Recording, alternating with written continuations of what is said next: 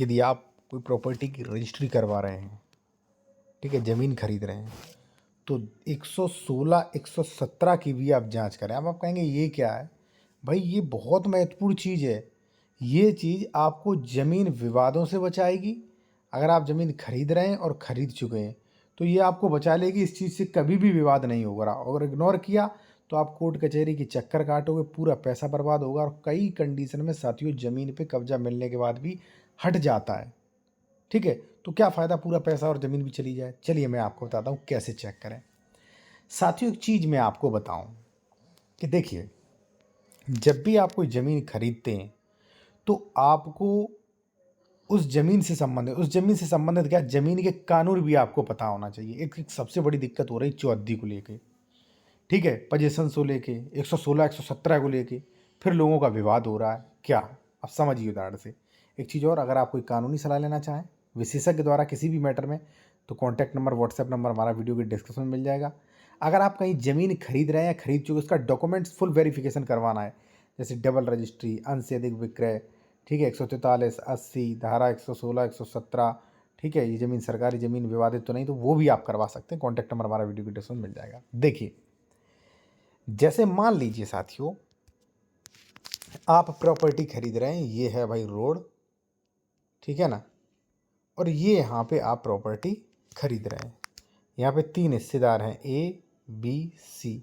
ए ने आपको पूरा रोड की तरफ दे दिया, ठीक है। तो ये गलत हो चुका है साथियों। क्यों गलत हो चुका है?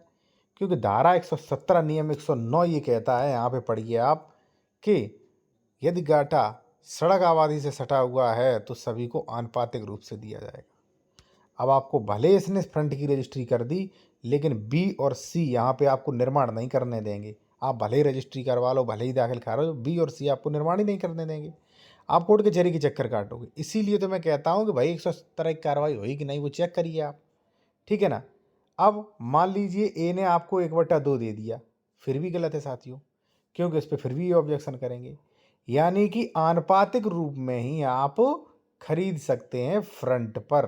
ध्यान रखना आप, ये पहली चीज।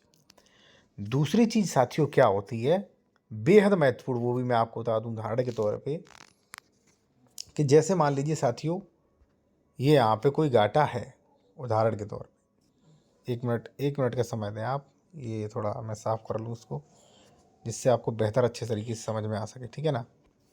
अब जैसे मान लीजिए साथियों, ये एक गाटा है, ये सड़क है, ठीक है, या मान लीजिए नहीं भी सड़क है, ये गाटा है बहुत बड़ा। यहाँ पे किसी ने प्लॉटिंग कर दी, ठीक है, ए बी सी यहाँ पे प्लॉटिंग कर दी। आपको प्लॉट जो है वो काट के यहाँ पे दे दिया गया, यहाँ पे, ठीक है, ए ने। तो ऐसे गाटे साथियों जिनमें अधिक सह खातेदारक होते हैं, अब ए ने मान लीजिए हो सकता है 10 लोगों को बेच दिया हो, तो 10 सह खातेदारक होंगे। और ये जमीन बीघा है साथियों, 10 बीघा का नंबर। तो अभी इसमें ना तो अंश डिक्लेरेशन हुआ है ना कोरा डिक्लेरेशन हुआ है। ए ने आपको कब्जा दे दिया है बेशक यहाँ पे, लेकिन साथियों ना ही फैमिली सेटलमेंट हुआ है कोई ए बी सी के बीच, और ना ही कोई बंटवारा हुआ है, अपनी मन मर्जी से दे रहे हैं। भविष्य में ऐसे दंगे फसाद या मान लीजिए विवाद होते हैं कि बी कहे नहीं हम तो यहाँ पे लेंगे और प्लॉट वाले को कब्जा नहीं करने दे रहा है, तो इन परिस्थितियों को समझें आप कि यहाँ पे कोई ऐसा विवाद तो नहीं आएगा, ठीक है। पूरा रजिस्ट्री विभाग ने ये ऑफिशियल अपना नोटिफिकेशन भी जारी किया है भाई, ये भी पढ़ें आप, ठीक है। आप बाद में ये नहीं कह सकते हमारी रजिस्ट्री हुई तब रजिस्ट्री कैसे हो गई, आपकी जिम्मेदारी है। जैसे मान लीजिए डबल रजिस्ट्री तो नहीं है, अंश से अधिक विक्रय तो नहीं है, इसका धारा 143 धारा 80 है कि नहीं, सेक्शन 98 का उल्लंघन तो नहीं है, धारा 116 117 संबंधी मैटर तो नहीं इस पे चल रहे हैं, ठीक है, ये सरकारी ज़मीन तो नहीं है। एक्सेट्रा चीज़ें आप चेक करिए। आप नहीं कर सकते तो मेरे द्वारा आप चेक करवा सकते बेझिझक, ठीक है। आप केवल प्रॉपर्टी का डिस्क्रिप्शन बता दें, गाटा संख्या, ग्राम और तहसील और अपना जिला, उसी से हो जाएगा पूरा, ठीक है ना। तो एक विशेषज्ञ द्वारा चेक करवाएं, वो आपको समझ की परिस्थितियाँ समझ के ही बताता है कि ज़मीन के डॉक्यूमेंट्स क्या कह रहे हैं, बंटवारा संबंधी आगे क्या इशारा कर रहे हैं, कितना विवाद वाला रिस्क है, ठीक है, क्या इसमें डबल रजिस्ट्री अंश से अधिक विक्रय हुआ है कि नहीं, ये सारी चीज़ें आपकी चेक हो जाएंगी भाई। और ये चेक करिए भाई, आप पता चले कि आपने वही मान लीजिए आप गए, 1 मिनट का समय दें, आप गए और यहाँ पे आपने खरीद लिया, ठीक है, ये जो है यहाँ पे आपने खरीद लिया, ठीक है। अब पड़ोसी यहाँ पे ऑब्जेक्शन कर रहा है कि नहीं इधर तो मेरी चौथी, इधर मैं लूँगा, या इसका सही खातेदार परेशान कर रहा है, कर लेगा, क्योंकि कुरान ही डिक्लेरेशन है भाई।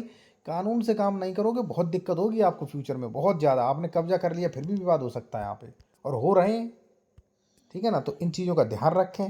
नियमावली 109 को समझें, 117 को समझें, धारा 117 को समझें।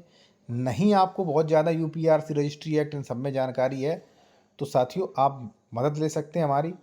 आप बेहतर कानूनी सलाह या डॉक्यूमेंट्स भी चेक करवा सकते हैं। कॉन्टैक्ट नंबर वीडियो के डिस्क्रिप्शन में आपको मिल जाएगा, ठीक है।